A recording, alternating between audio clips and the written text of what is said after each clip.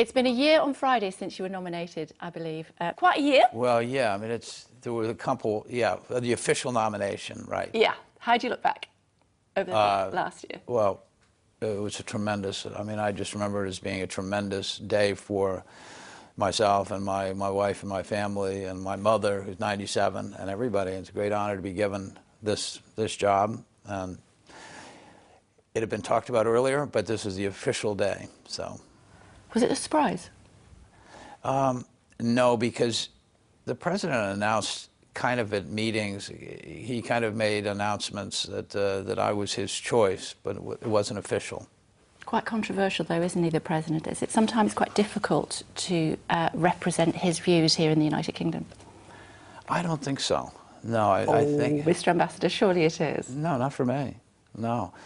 I'm a believer. You know, I know what you know, the rationale behind his election and why people voted for him. So when I have to explain, you know, what he says in his Twitter or what his actions are, I tend to look down the road where he wants to take everybody, rather than the bumps along the road, and focus on the daily, you know, the daily tweets or all that. And I think where he's taken us, I mean, the proof is in the pudding, really. The American economy is booming like it hasn't in, you know, decades. We had almost 5% growth initially reported last quarter. If you had told me that 500 days ago, I would have said there's no possible way. But with tax cuts and all of the regulation reform and all that he's done, and probably most importantly by just his general leadership as a business person, he's got everybody fired up. And okay, so your economy is doing well. What about what we saw with the latest G7 meeting and the tariffs that were imposed? And it looked like every other leader. I saw that amazing photograph of him with his arms folded, and they were all challenging him. He does seem to be out of step from the rest of the world on occasion. Do you not think? Well, that's a very interesting photograph, yeah, because all of the leaders are looking to him for leadership. And while he had his hands folded, they're all paying attention to just him. So I think they realize that his direction also, and he made this statement after that, you know, explaining the G7 meeting, that a lot of what's been going on has been unfair and are not free in terms of trade and relations. And I think he's just trying to right the course. And he said that they all understood that. Okay, so how do we interpret that when it comes to Brexit? Because obviously you know that our country is very anxious about Brexit on all sorts of levels. Yes. Worried about what might happen as far as the economy is concerned. We don't need a president folding his arms and feeling that we are out of step with him when we're turning to you for help and support when we leave Europe. Well, I think the president is leading the world in a new way. And these are not new views for the president.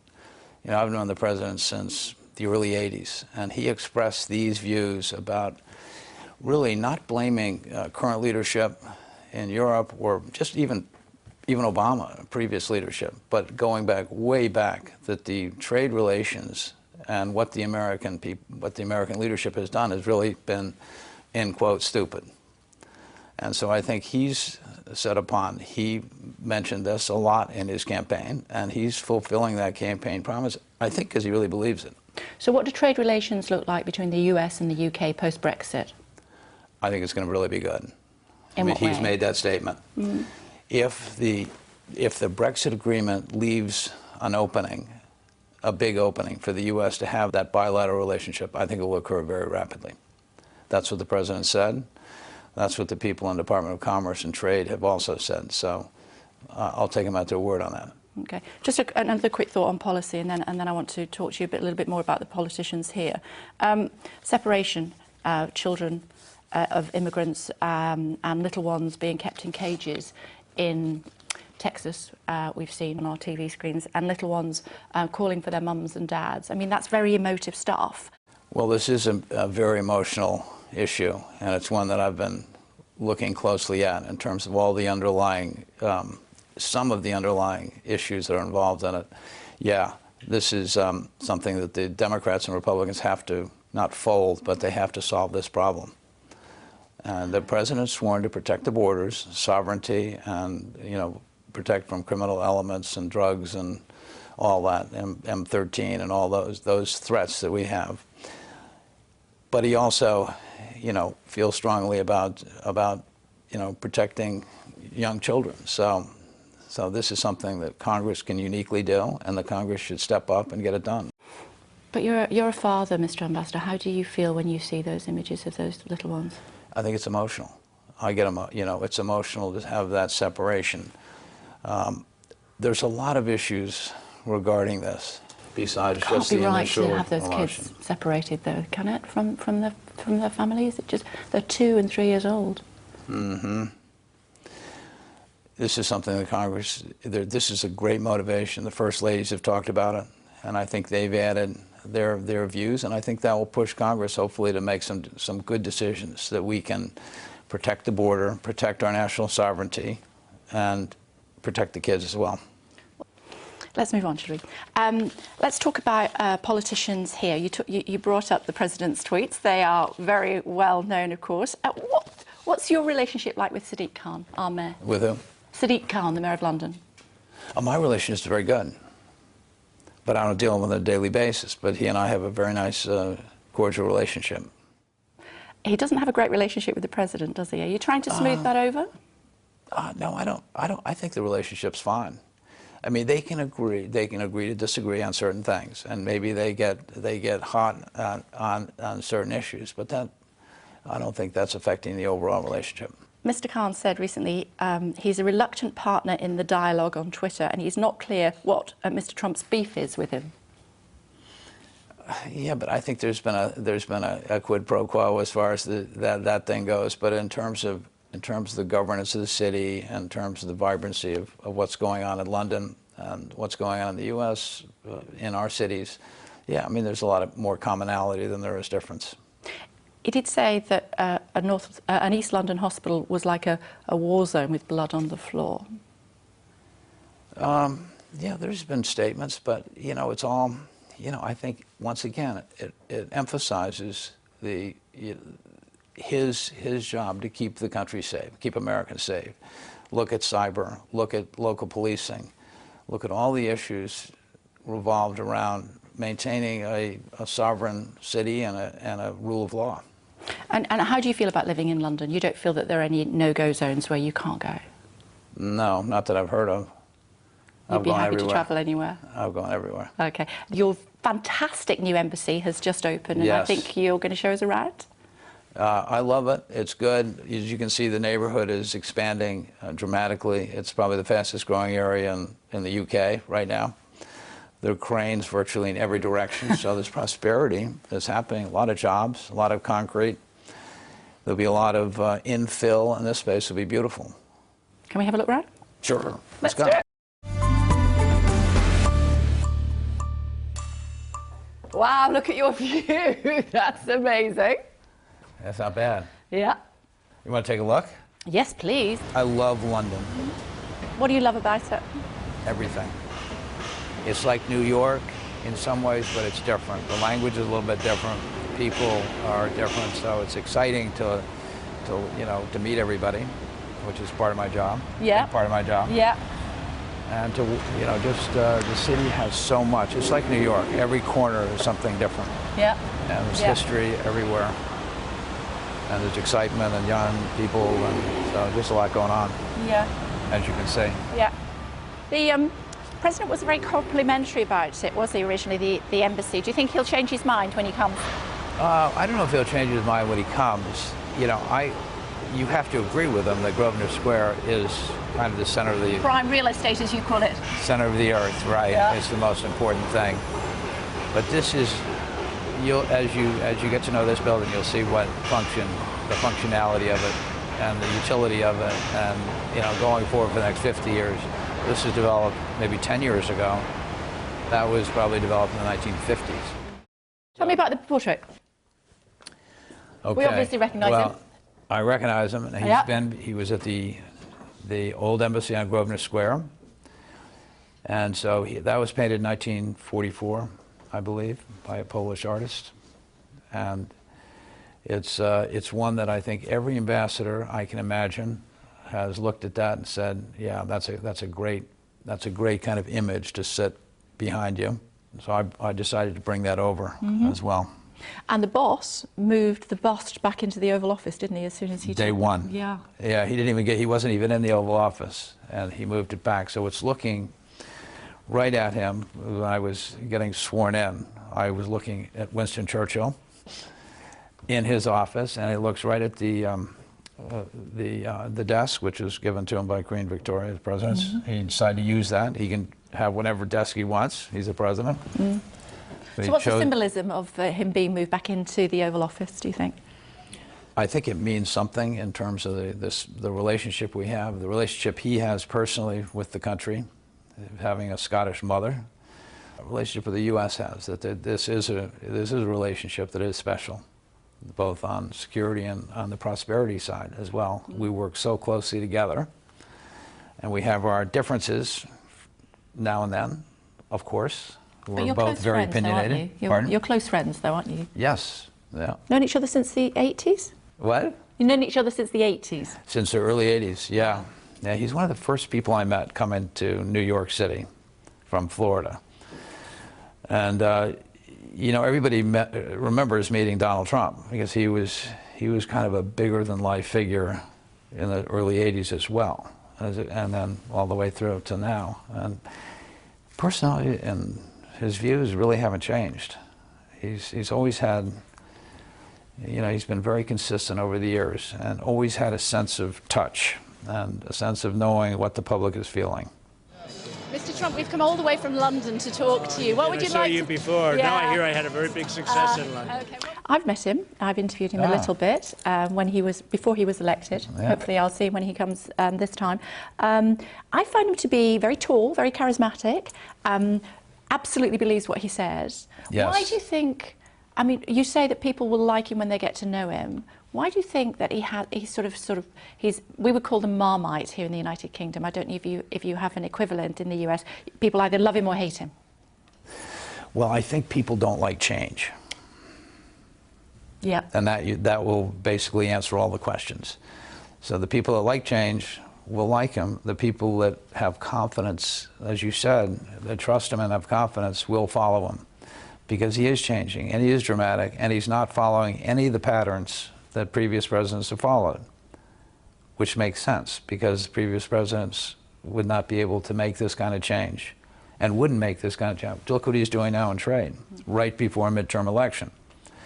Because every political science book would tell you, don't do it before this. They always said, well, you can get all you have to get done, you have to get in the first, 180 days of a presidency. Well, he's thrown all those rules out. And he told his audience that he was going to do that day one. And he created a different relationship with the press and a different relationship with the people, I think, that we've seen before, though certainly that I've seen. This is amazing. This is amazing. So, I heard about the duck. The duck, this is the Hudson River. I'm calling it the Hudson River. Okay, because let's go that's with that. New Jersey. That's New Jersey? That's okay. New Jersey. This okay. is New York. Okay. That's New York. Yeah. Those are all images of New York. Henry Hudson was English. Yeah. So that kind of fits in.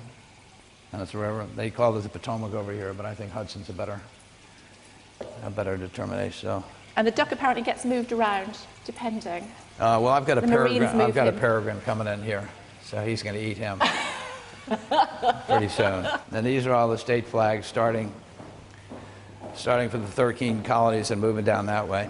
How do you decide on the order of them? In the order of ascension into the country. Okay.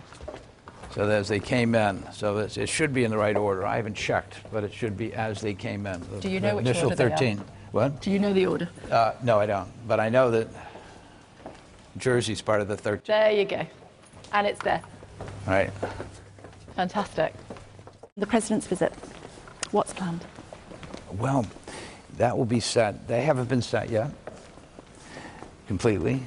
So we're looking to next week. His advance team comes over, and then they'll go through it and they'll check all of the venues and everything, and then the president will ultimately decide what he wants to do.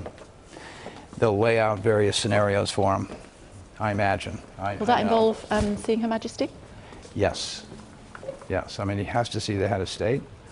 I'm thinking, putting his foot on the ground of British soil, I think is is job one, very, very important, very symbolic. Meeting Her Majesty is the most important thing because she is head of state. And then from there on, it will be what the president. It's not a state visit, though, is it? It's a working visit rather than working visit. Yeah. So yes. he wouldn't necessarily see Her Majesty, but obviously she's keen to see him. Yeah. No. And what about any sort of form of protest that might happen? How's he going to feel about that? I think that he'll take that as they come. You know, hopefully the British people will realize that we're allies and we do have a special relationship. And while it's, you know, everybody is free to do what they want, hopefully they'll hold it down a little bit. Do you think he'll want to see Jeremy Corbyn, leader of the opposition? It's up to you, I think, to offer the. You know, it's going to be a tight schedule, so we'll see what he has That's a time no, for. isn't it, Mr. Ambassador? No, listen, I can't say no for the president. But The it president depends. will make his decision, Yeah. but it's going to be very tight.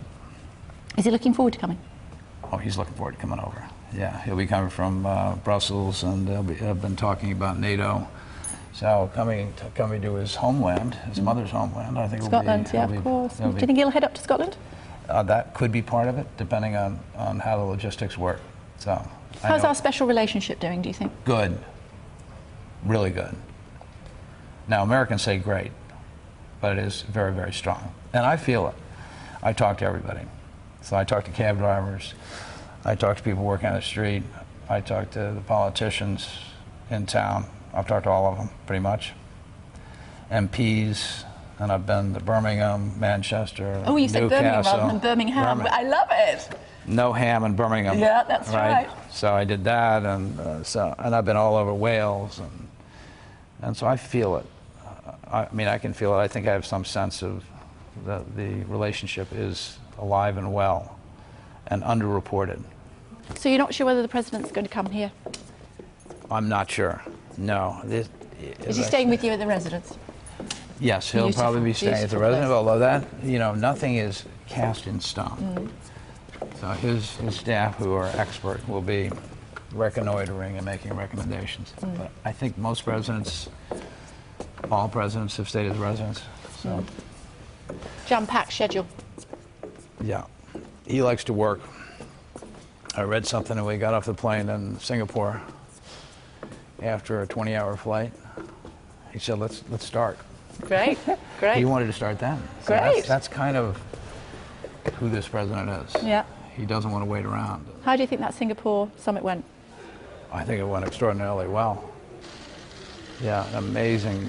I mean, just from what I've seen in the press, I thought it is an amazing assortment of contacts and advisors that were advising the group in terms of agenda and rationale and all that. A big group, complicated. Proof's in the pudding, though, isn't it? So proof's in the pudding. So it depends whether North Korea does actually. Yeah, a lot of it depends on a lot of things. Denuclearize, if that's the right word. Everything depends on a lot of things, but you could see the complication of the agreement by the size of the group that just was representing them for the trip. And it's huge. And these were all these weren't security. These were all political and military and logistics and societal and law and all that stuff. And what do you say to people who say he was meeting with a tyrant who killed his brother and his uncle? You know, we're trying to denuclearize North Korea. That's number one. Protect South Korea, protect Japan. So you got to prioritize your issues. And I think those are good issues to prioritize at this point. What's your biggest issue here in the UK? What will you want the president to focus on when he comes? The president will focus on what he feels is the most important thing that day. And it's probably going to be, I think, the relationship we have, I think, is always good to talk about. And always, whether you talk about it specifically, I think the fact that he's here in this country symbolizes the fact that he considers it very important. Can I ask you this really quickly? Because we do like a quick fire thing. It's quite a fun thing, just before we let you go. See how you feel about the UK. Fish and chips or roast beef? Fish and chips. Guinness or bitter? What? Guinness or bitter ale? I think bitter. Rolling Stones or the Beatles? Rolling Stones. Harry Potter or James Bond?